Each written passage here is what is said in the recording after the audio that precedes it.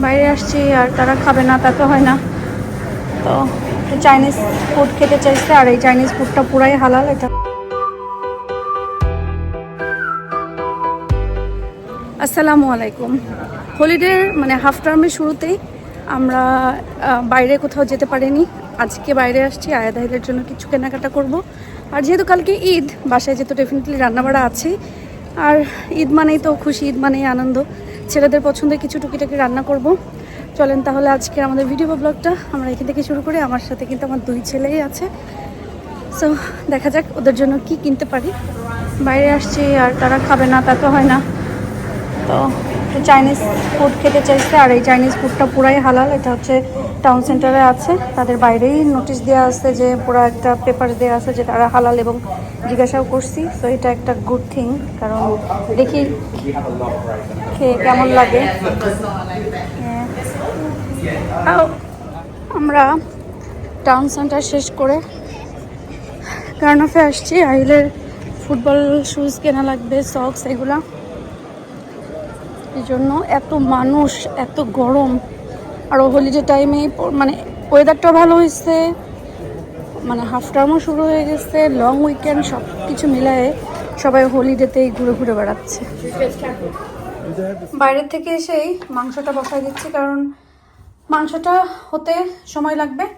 এই জন্য কারণ গরু রান্না করছি না, গরু তো আর কোরবানির মাংস আসলে রান্না করব।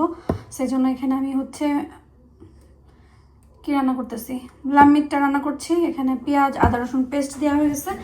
এক এক করে সব আস্ত গরম মশলাগুলো দিয়ে দিব। কোরবানির উদ্দেশ্যে রান্না করা মাংসটা আসলে অনেক বেশি মজা হয়, একটা আল্লাহর রহমতই থাকে আমার কাছে লাগে। কারণ ওই মাংস খেতে যে এত টেস্ট হয় কি বলবো। তো সবগুলাই আস্তে আস্তে মশলা দিয়ে দেখি আমার হঠাৎ করে নিঃশ্বাসের সমস্যা হচ্ছে, মনে হয় বেশি গরম থেকে এসে আবার এটা করা শুরু করছি। তাই জন্য সব হচ্ছে আস্ত মশলা দেওয়া হয়ে গেছে। এখন আমি গুঁড়া পাউডারগুলো দিয়ে দিই।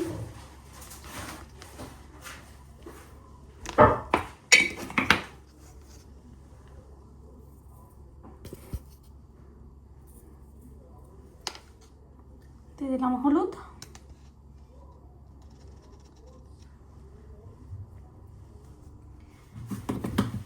একদম লাস্টে দিয়ে দিব তেল।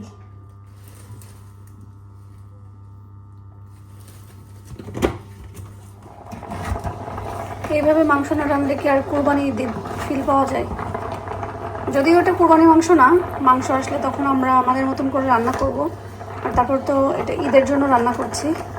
আমি আসলে আমার হাতের জন্য এখন মিক্স করতে পারতেছি না, হাতটা ব্যথা করতেছে। এটুকুতে হবে। এখন ঢেকে রেখে দিলে পানি উঠে যাবে, হয়ে যাবে, সমস্যা নেই।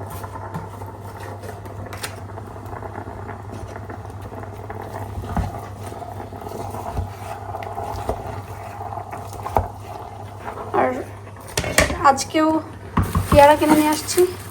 পেয়ারাগুলো আমার আয়াদাহিলও পছন্দ করে, খুবই সুন্দর টসটসা পেয়ারাগুলো। আজকেরগুলো বেশি সুন্দর আর কি, এই জন্য 3টা নিয়ে আসছি। কেটে বসে বসে খাবো, আমার ছেলেরাও যেহেতু পছন্দ করে। আচ্ছা ওই সেকেন্ডটা ওটাও সিঙ্কে রাখতে হবে।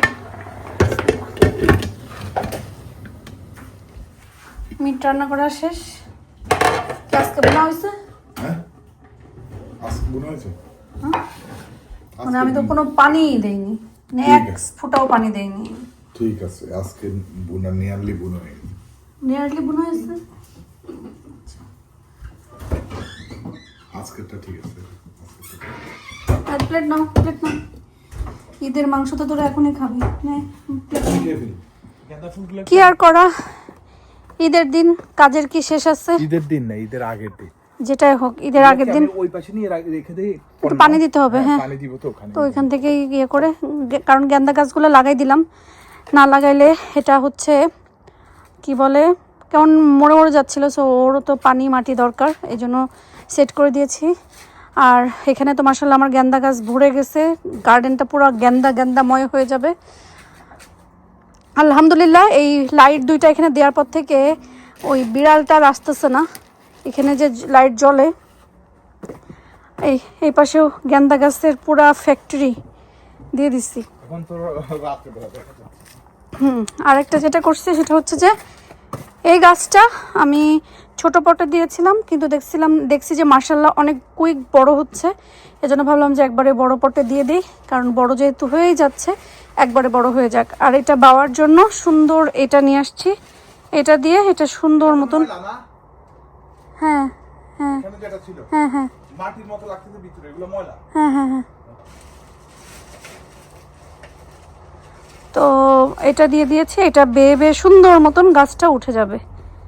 আর আমার গোলাপি গেন্দা একদম ফুটে চিত হয়ে পড়ছে, এত বেশি মাশাআল্লাহ ধরছে। আমি আজকে দড়িতে বেঁধে দিছি এই মাথা থেকে ওই মাথা, যেন এরকম মানে তবে একসাথে সব ফুটে গেল, হাত পা ছাড়াই পড়ে না যায়, এই জন্য বেঁধে দিচ্ছি। সত্যি একসাথে ইনশাল্লাহ আবার ফুটবে। এটা ফুটার পরে ওই মাথা থেকে কেটে কেটে দিলে আবার কুড়িয়ে আসবে, আবার ফুটবে।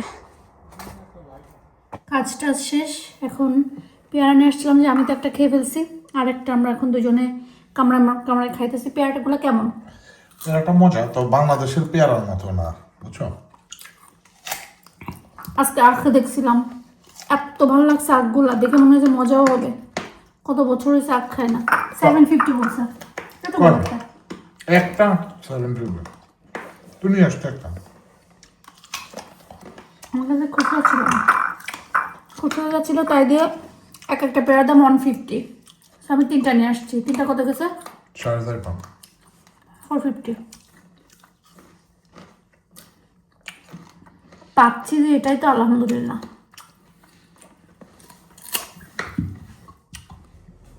এবার ঈদে বেশি আয়োজন কোনো কিছু নাই, শুধু এখন একটু সেমাই করবো। মিটটা রান্না করেছি, ছেলেরা খাওয়া দাওয়া করেছে।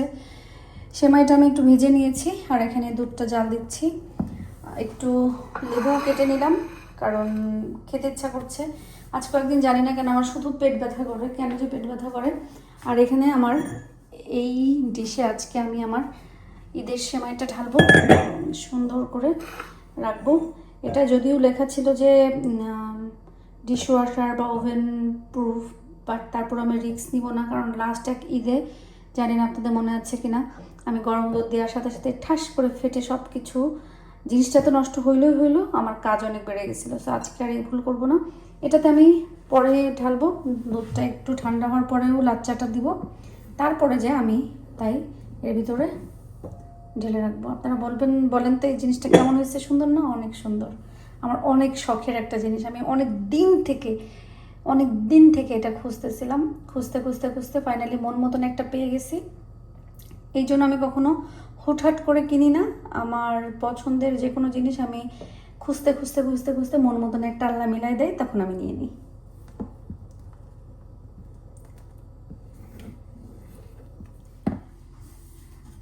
দুধের পাতিল বলতে আমার শুধু এই ভাতের পাতিলটা এখন আছে, কারণ আমার এইটাতে তো অন্য কোনো পাতিল ধরে না।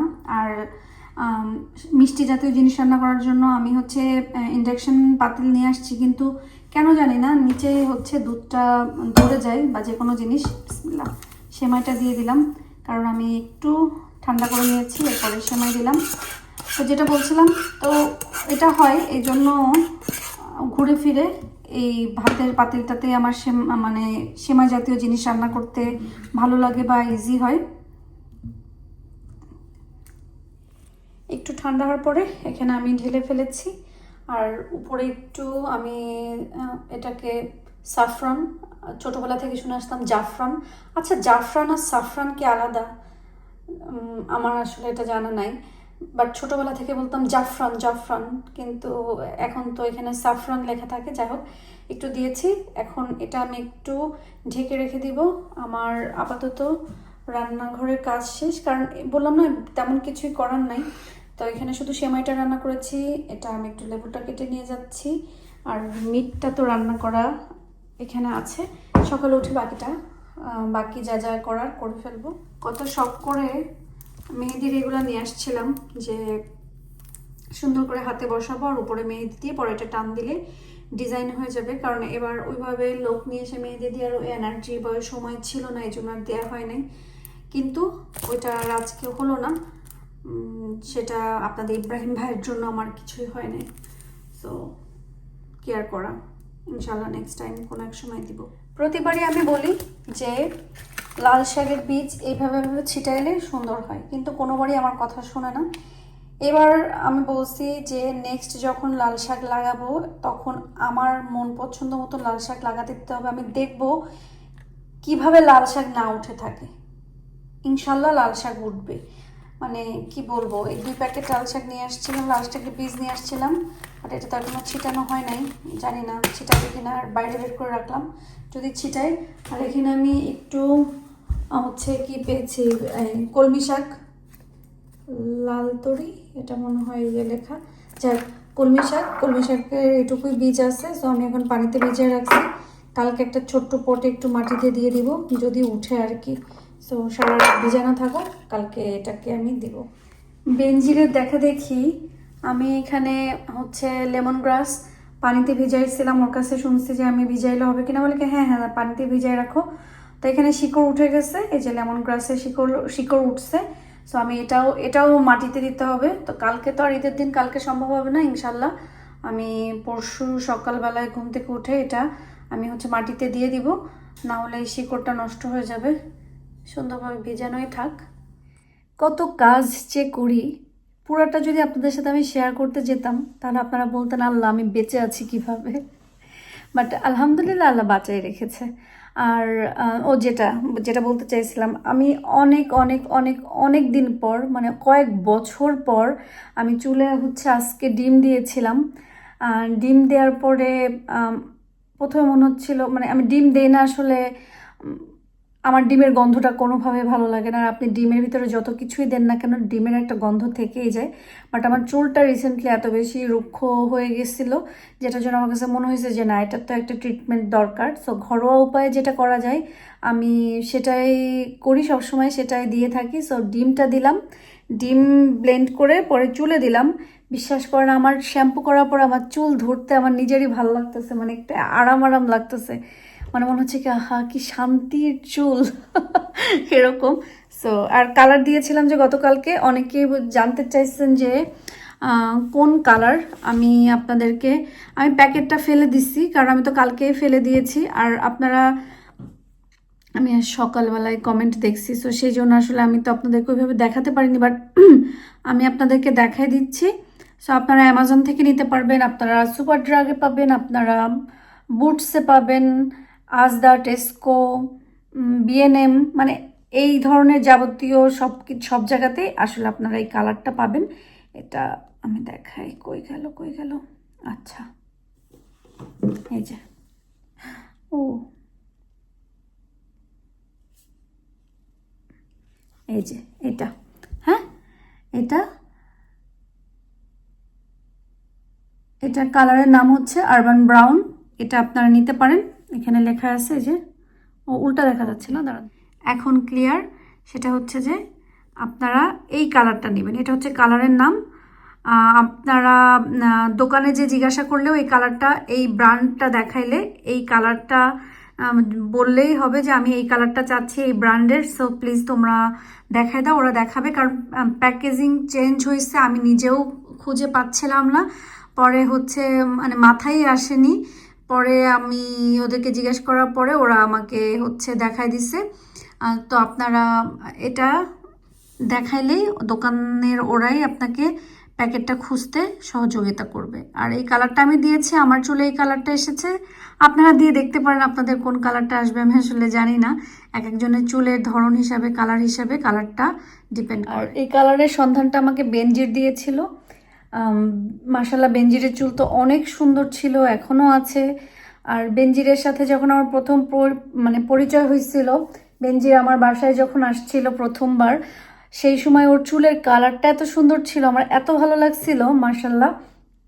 তো এরপরে তো ওর চুলের কালার নিজেও অনেক সময় করে, তখনও বললো দিশা তুমি দিয়ে দেখো। পরে আমি দিচ্ছি, পরে দেখি যে না আমাকে এই কালারটা মানাই। এই জন্য ওই দোকানে যাওয়াটা তো আসলে সময় হয় না, সুযোগ হয় না। এই জন্য বাসায় নিজে নিজে যতটুকু পারি ততটুকু একটু মাতব্বারি করে ফেলি, বাট ভালো লাগে। যাই হোক, ঈদের আগের দিন আজকে, কালকে মানে আজকে আপনারা যখন ভিডিওটা দেখবেন তখন হচ্ছে আমাদের ঈদ। সবাইকে ঈদের অনেক অনেক শুভেচ্ছা। ঈদ মোবারক। কুরবানির ঈদ আলাদা রকমের আনন্দ, আলাদা রকমের খুশি। সবার অলরেডি আমি গতকালকে বলতে চাইছিলাম যে আপনারা সাবধানে যাবেন, কারণ এই ঈদ টাইম আসলে কিন্তু আমরা এত বেশি ডেসপারেট থাকি বাড়ি যাওয়ার জন্য, নিজের পরিবারের সাথে ঈদ করার জন্য। আমরা কিন্তু অনেক ভুল সিদ্ধান্তও নেই, যার জন্য আমাদের জীবনটা চলে যায়। জন্ম মৃত্যু বিয়ে আল্লাহ লিখে রাখছে, সেখানে আমাদের কারোর হাত নেই, কোনোভাবেই নেই। আল্লাহ যার হায়াত যতটুকু রেখেছে ততটুকুই থাকবে। বাট আমাদের বলার যেটা আর কি, যে একটু সাবধানতা অবলম্বন করলেই হয়তোবা এই দুর্ঘটনাটা নাও ঘটতে পারতো। বাট আপনারা নিজেদের সাবধানতা নিজেরা মানে সাবধানতাটা যেটা সেটা নিজেরা দেখবেন। হুটহাট করে কোনো ডিসিশন নেবেন না। আবার অন্যের ক্ষতি করে নিজের ভালো করবেন না ঈদের সময় বিশেষ করে। আর কুরবানির ঈদ মানেই খুশি, কুরবানির ঈদ মানেই আনন্দ।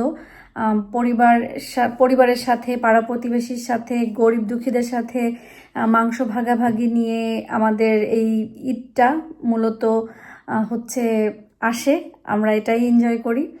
দেশের ঈদটা তো আসলে ভাবে এখানে এখন পাই না, তারপরেও ভালোই লাগে। নিজের একটা জায়গা হয়ে গেছে, নিজের একটা পরিচিত মানুষ হয়ে গেছে, তাদেরকে নিয়ে ঈদ করা, সব কিছু মিলাই আলহামদুলিল্লাহ ভালো সময় পার করি। তো সবাইকে আবারও ঈদ মোবারক। আমাদের জন্য দোয়া করবেন, আল্লাহ যেন আমাদেরকে ভালো রাখে, সুস্থ রাখে এবং নিরাপদে রাখে। আমরাও দোয়া করি আল্লাহ আপনাদের সবাইকে ভালো রাখুক, সুস্থ রাখুক এবং নিরাপদে রাখুক। আজকের মতন বিদায় নিচ্ছি। আল্লাহ হাফেজ। ঈদ মোবারক।